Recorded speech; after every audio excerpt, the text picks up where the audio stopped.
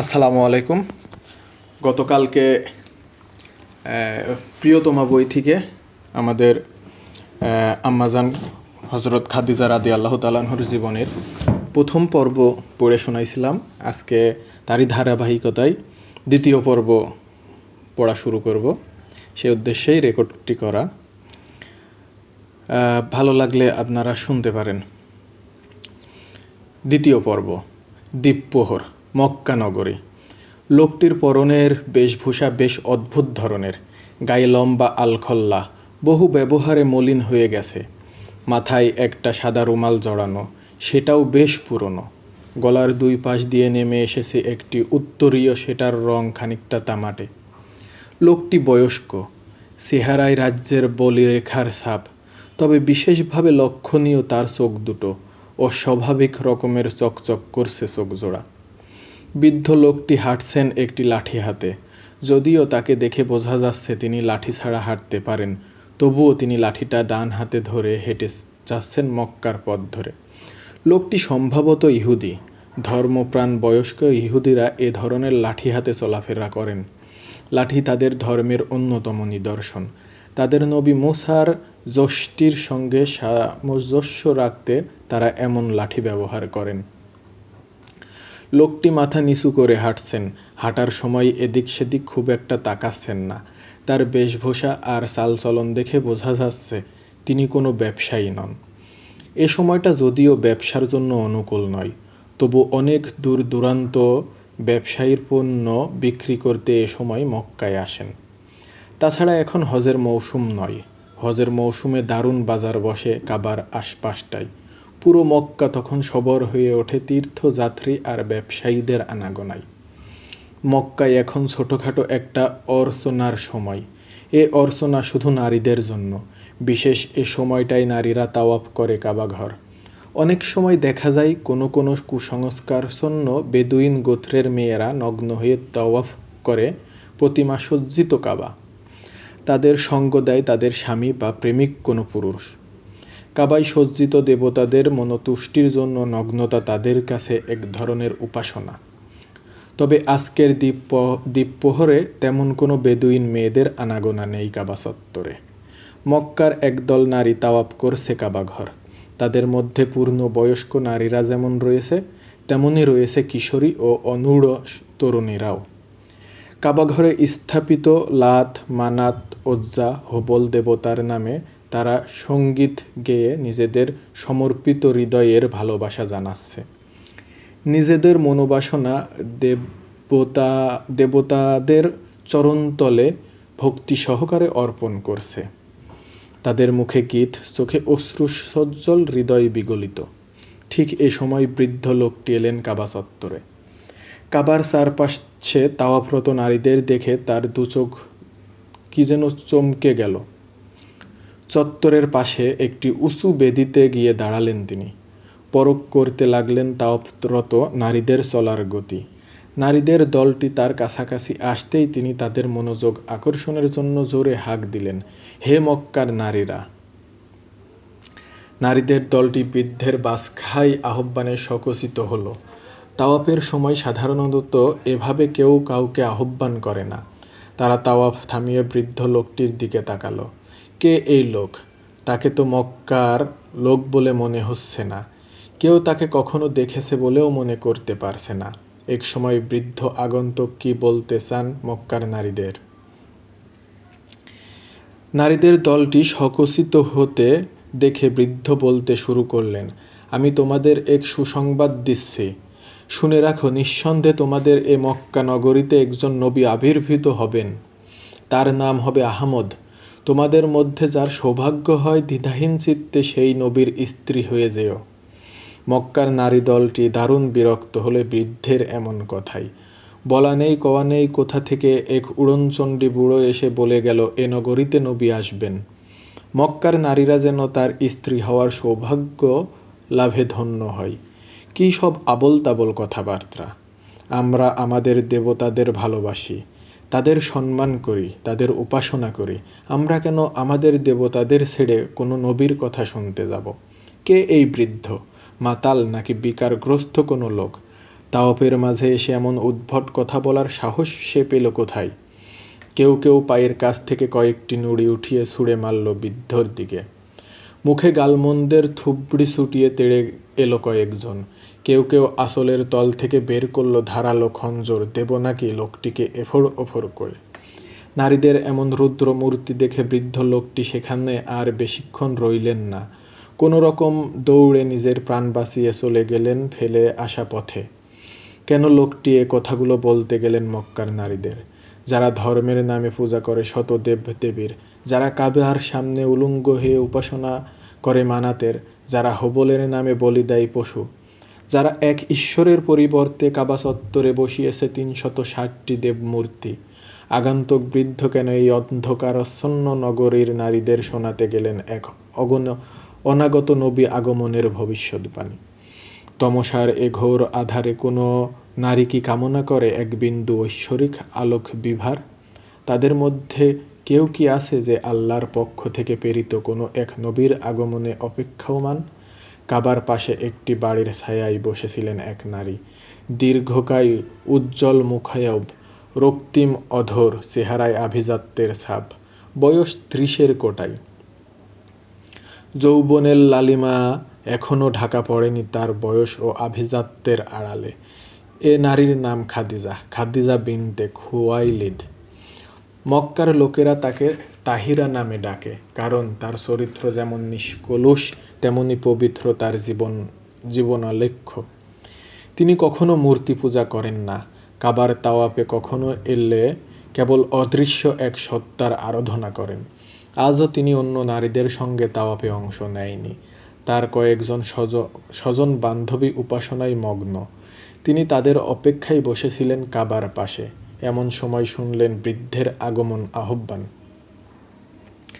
শোনার সঙ্গে সঙ্গে তার অন্তর্মহলে শুরু হলো এক অভাবনীয় ভাঙচুর।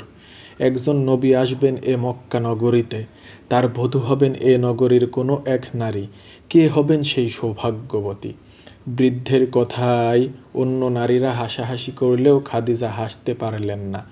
তার ভেতরে তৈরি হতে লাগলো এক তীব্র হাহাকার, যে হাহাকার আজ থেকে বহুদিন আগে তৈরি হয়েছিল তার চাচাতো বোন উম্মে কিতালের হৃদয় অন্তপুরে। একজন নবীর আগমনের অপেক্ষায় ছিলেন তিনিও, কিন্তু ভাগ্য তার সহায় হয়নি।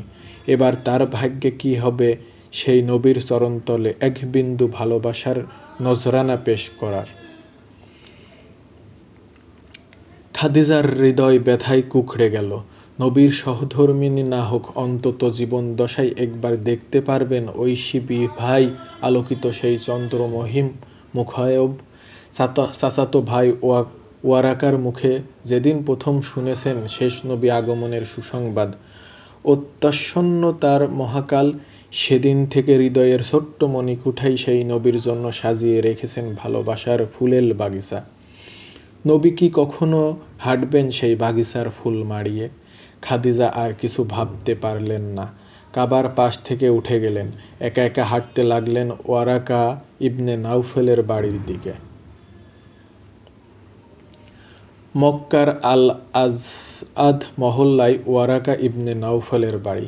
খাদিজার বাড়িও এ মহল্লায়। অবশ্য তার দাদা আসাদ ইবনে উজ্জার একটি বাড়ি রয়েছে ঠিক কাবাঘরের পাশেই। কাবার মাত্র কয়েক হাত দূরে অবস্থিত এ বাড়িকে মক্কার লোকেরা ডাকে কাবার বন বলে। কাবা সংলগ্নতার কারণে এ বাড়ির এমন নামকরণ। শুধু সংলগ্নতা নয়, এ বাড়ির একটি গাছের ডাল ঝুঁকে আছে কাবা চত্বরের ওপরে। কাবা তাওয়াফ করতে আসা তীর্থযাত্রীরা তাওয়াফের সময় বাধার সম্মুখীন হয় এ ডালের। হাজিদের সুবিধার্থে উমর ইবনে খাত্তাব রাদিয়াল্লাহু তাআলা আনহু এ ডালটি কেটে ফেলেন। বিনিময়ে বাড়িওয়ালাকে একটি গরু প্রদান করেন। পরবর্তী সময়ে কাবা সম্প্রদায়ের সময় উমর রাদিয়াল্লাহু তাআলা আনহু পুরো বাড়িটি কিনে তা মাতাফের অন্তর্ভুক্ত করে দেন। বাড়ির দহলিজে বসেছিলেন ওয়াকারা। দহলিজে একা তিনি। মরুর তপ্ত দুপুরে এ সময়টা একেবারে খই ফুটিয়ে তোলে মক্কা জুড়ে। কেউ সাধারণত ঘরের বাইরে বেরোয় না জরুরি প্রয়োজন ছাড়া। ওয়ারাকা দহলিজে বসে নিবিষ্ট মনে কিছু জপ করছিলেন। তিনি মূর্তি পূজায় বিশ্বাসী নন। যদিও বিশ্বাসের দিক থেকে তিনি খ্রিস্টান, কিন্তু খ্রিস্ট ধর্ম বা ইহুদি ধর্মেও তিনি খুব একটা আস্থা রাখেন না। তিনি ভালো করেই জানেন এ দুই ধর্ম আর তাদের উৎসমূল সঠিকভাবে নেই। কালের গর্ভে যেমন বিলীন হয়ে গেছে নবী মুসা আলাহিসাল্লাম ও ঈসা আলাহিসাল্লাম আনিত শরীয়তের অনেক পয়গম, তেমনি সময়ের কশাঘাতে মনুষ্য সৃষ্ট অনেক কিছু বিষয় আসন গেড়েছে তাদের শরীয়তে। তবে তিনি তাওরাত ও ইনজিলের একনিষ্ঠ পাঠক। এছাড়া অন্যান্য ধর্মীয় গ্রন্থও তিনি অধ্যয়ন করেছেন ঢের। আরবের অল্প কয়েকজন ধর্মীয় পণ্ডিতের তিনি একজন, এবং তাদের মধ্যে তিনিই এক ঈশ্বরবাদী বিশ্বাসের প্রবক্তা। তিনি খ্রিস্টবাদের নেস্তর বিশ্বাসী একজন সাধক। হিব্রু ভাষায় রচিত ইনজিলের কিছু অংশ তিনি আরবিতে অনুবাদও করেছেন। হিব্রু, গ্রিক ও পার্সিয়ান ভাষায় রয়েছে তার যথেষ্ট ব্যুৎপত্তি। কিন্তু ওয়ারাকার এখন বয়স হয়েছে। চোখের দৃষ্টিশক্তি খুব একটা জোরালো নয়। কালের দুর্বিপাক ও চোখের আলো ছিনিয়ে নিয়ে চোখ জুড়ে দিয়ে গেছে কেবল গাঢ় অন্ধকার। পৃথিবীর রূপ দেখার সৌভাগ্য আলবিদা জানাচ্ছে তাকে ধীরে ধীরে। চোখের দৃষ্টি না থাকলেও তার অন্তর্দৃষ্টি যেন বাঁধনহারা। দুই চোখের বদলে তার অন্তর্দৃষ্টি তাকিয়ে থাকে মহিমান্বিত পৃথিবীর দিকে। সে দৃষ্টি দিয়ে তিনি মরুর কলরোল শুনতে পান, পাহাড়ের গুঞ্জন শুনতে পান, হাওয়ায় কান পাতলে অনুভব করেন অন্য লোকের অলৌকিক ঝর্ণার শব্দ। প্রতিটি নৈশব্দ তার জন্য বয়ে আনে এক একটি মুগ্ধকর দৃশ্যরূপ। তিনি শব্দের অনন্যতা নিয়ে অনুধাবন করলেন আলোহীন পৃথিবী। দূর থেকে স্বাস্থ্য ভাই ওয়ারাকার দিকে কিছুক্ষণ তাকিয়ে রইলেন খাদিজা। এ বিদ্বান ভাইটিকে তিনি বেশ পছন্দ করেন। তার জ্ঞান, প্রজ্ঞা, ধর্মানুভূতি তাকে আলোড়িত করে। তার বিজ্ঞদর্শিতা দেখলে মুহূর্তে শ্রদ্ধায় মাথা নুয়ে আসে। এ কারণে ওয়ারাকা খাদিজার কেবল ভাই নন, তিনি হয়ে উঠেছেন তার সবচেয়ে বিশ্বস্ত বন্ধু এবং অভিভাবক। এমন বন্ধু যার কাছে খুলে বলা যায় হৃদয়ের সকল অভিলাষ, আশা ও বেদনার কাহিনী কাব্য। তাই যখনই কোনো প্রয়োজন পড়ে খাদিজা পরামর্শের জন্য সবার আগে চলে আসে ওয়ারাকার কাছে। জনহিতৈষী অনেক কাজে ওয়ারাকা সাহায্য করেন খাদিজাকে। এমনিতে খাদিজা অনেক বড় ব্যবসায়ী, তার সম্পদও প্রচুর, কিন্তু তিনি শুধু একজন ব্যবসায়ী হিসেবে নিজেকে পরিচিত করেন না। সমাজের অনেক উন্নয়নমূলক কাজেও তিনি উদারহস্ত। বিশেষত আরবে কন্যা সন্তানদের অবজ্ঞা করায় বিষয়টি অত্যন্ত ভয়াবহ আকার ধারণ করেছে। অনেক উন্নাসিক আরব নিজের স্ত্রীর গর্ভে কন্যা সন্তান জন্মের সংবাদ শুনলে সঙ্গে সঙ্গে নবজাতিকাকে আঁতুড়ঘরে হত্যা করে ফেলে, কিংবা কিছুদিন পর শিশু অবস্থায় তাকে জীবন্ত মাটিতে পুঁতে ফেলে। আরবে কন্যা সন্তান হত্যার এই প্রবণতার পেছনে অন্য অনেক কারণের মধ্যে প্রধান কারণ মূলত গোত্রীয় কৌলন্য রক্ষা। গোত্রীয় ধ্বজাধারী লোকজন মনে করেন কন্যা সন্তান জন্ম নিলে একসময় এক মেয়েকে অন্য গোত্রের লোকজন বিয়ে করে তাদের শয্যাসঙ্গী করবে। এটা তাদের জন্য অপমানজনক। তেমনি তারা মনে করে কন্যা সন্তান মানে এক ধরনের বোঝা। তারা যুদ্ধ করতে পারে না, গোত্রের সম্মান রক্ষায় লড়াইয়ে অংশ নিতে পারে না, জীবিকা উপার্জনে সক্ষম নয়, সন্তান জন্মদান ছাড়া তাদের আর কোনো ক্ষমতা নেই। এসব কারণে কন্যা সন্তান জন্মকে আরবের লোকজন অপয়া মনে করে। ফলে জন্মের পর বা শিশু বয়সে তাদের হত্যা করা একটা কুপ্রথায় পরিণত হয়েছে। মক্কা ও আশেপাশের অঞ্চলে এমন ঘটনা অহরহ ঘটত তখন। খাদিজা এমন নির্দয় পিতার ঘরে কন্যা শিশু জন্মের সংবাদ পেলে লোক পাঠিয়ে সে কন্যাকে নিজের কাছে নিয়ে আসেন এবং তাদের প্রতিপালনের দায়িত্ব নিজ কাঁধে তুলে নেন। শুধু প্রতিপালন নয়, প্রাপ্তবয়স্ক হলে তিনি তাদের যোগ্য ব্যক্তির সঙ্গে বিয়ে দেন। আর এসব কাজে তাকে অকুণ্ঠ সহযোগিতা করেন ওয়ারাকা ইবনে নওফেল। আরবের নারী মুক্তিতে খাদিজার এমন সাহসী পদক্ষেপকে ওয়ারাকা বারংবার সমর্থন দিয়ে আসছেন। মক্কার কুরাইশ নেতাদের ভ্রুকুটি থেকে নিজের বোনকে সযত্নে সুরক্ষা করেন তিনি। পণ্ডিত ব্যক্তি বলে পারতপক্ষে তার কথার অবাধ্য হওয়ার সাহস কেউ করে না। ওয়ারাকাও পছন্দ করে খাদিজাকে, শুধু যে তার সযশী খ্যাতি ও বৈভর প্রাচুর্য রয়েছে এজন্য নয়। তিনি পছন্দ করেন তার ধৈর্যের স্নিগ্ধতা ও ধর্মীয় জ্ঞানের প্রতি প্রবল অনুসন্ধিৎসার কারণে। এ কারণে খাদিজার দ্বিতীয় স্বামী মারা যাওয়ার পর তিনি তাকে বিয়ের প্রস্তাবও দিয়েছিলেন, কিন্তু খাদিজা তার চাচাতো ভাইয়ের প্রস্তাব হেসেই উড়িয়ে দিয়েছিলেন। তিনি যেন মনে মনে প্রতিজ্ঞা করে ফেলেছেন, হয়তো সেই অনাগত তিনি, নয়তো কেউ নয়। খাদিজা বাড়ির আঙ্গিনায় ঢুকতেই হকচকিয়ে হয়ে উঠলেন ওয়ারাকা। বাতাসের ঢেউ তার ষষ্ঠ ইন্দ্রিয়ে কিছু একটা বলে গেল। তিনি বলে উঠলেন, কে খাদিজা?